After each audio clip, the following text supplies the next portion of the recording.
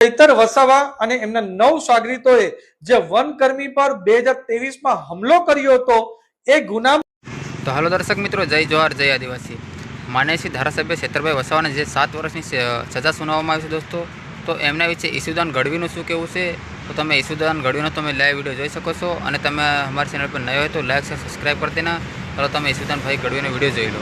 ભાજપને ખબર પડી, એમણે કર્મચારીઓને કહી ડરાવી ધમકાવી અને પોલીસ ફરિયાદ કરાવડાવે છે. અને એ મામલામાં ચેતર વસાવા જેલ પણ જઈ આવ્યા અને ફરીથી ડે ટુ ડે કેસ ચલાવીને આજે ચેતર વસાવા ઉપર ભાજપ વાળાએ 7 વર્ષની સજા કરાવડાવી છે.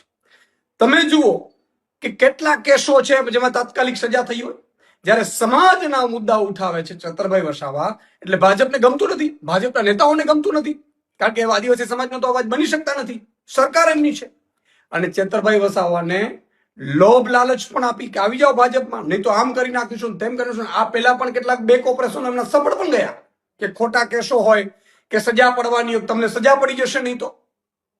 પણ ચેતરભાઈ વસાવા આદિવાસી સમાજના અવાજ માટે લડનારા યુવાને ભાજપમાં જવાની ના પાડી દીધી, ભાજપની ઓફર ઠુકરાવી દીધી અને એને 2 વખત જેલ જવાનું પસંદ કર્યું.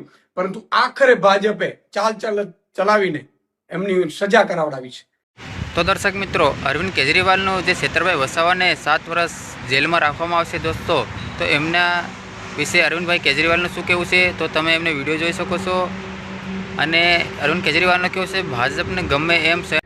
चेतर वसावा को आज 7 साल की जेल की सजा सुना दी कोर्ट ने. चेतर वसावा गुजरात के आदिवासी समाज के बहुत बड़े नेता हैं, बहुत लोकप्रिय हैं, बहुत पॉपुलर हैं. वो समय समय पे आदिवासी समाज के लिए संघर्ष करते रहे हैं, आदिवासी समाज के मुद्दों पे आवाज उठाते रहे हैं. वहां से वो आम आदमी पार्टी के एमएलए हैं.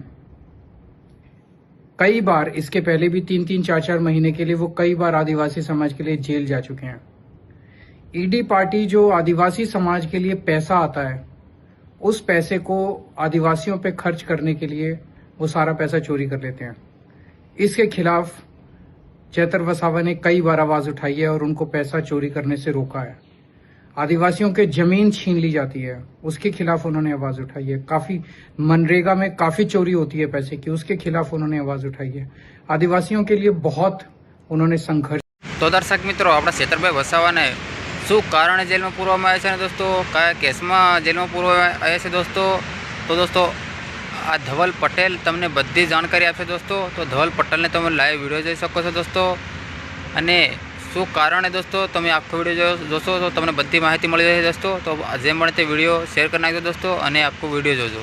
ચૈતર વસાવા અને એમના 9 સાગરીતોએ જે વનકર્મી પર 2023માં હુમલો કર્યો હતો એ ગુનામાં પૂરતા પુરાવાના આધારે, મેરિટના આધારે નર્મદા સેશન કોર્ટે એમને સજા ફટકારવામાં આવી છે, એમને દોષિત ઠેરવવામાં આવ્યું છે.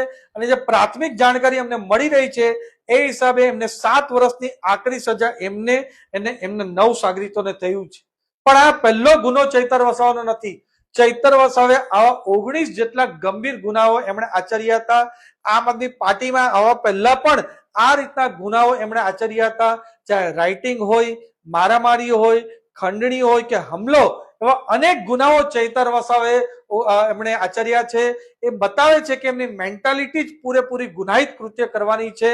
અને આ જે આચરણ એમણે કર્યું છે, વનકર્મીને ઘરે બોલાવીને હુમલો કર્યો છે, એમની પ્રેરણા કે દુષ્પ્રેરણા એમના જ પાર્ટીના આકા અરવિંદ કેજરીવાલમાંથી એમને મળી છે. કારણ કે અરવિંદ કેજરીવાલ પણ જ્યારે દિલ્હીના મુખ્યમંત્રી હતા ત્યારે એમણે દિલ્હીના મુખ્ય સચિવને ઘરમાં બોલાવીને ઢોર માર માર્યો હતો.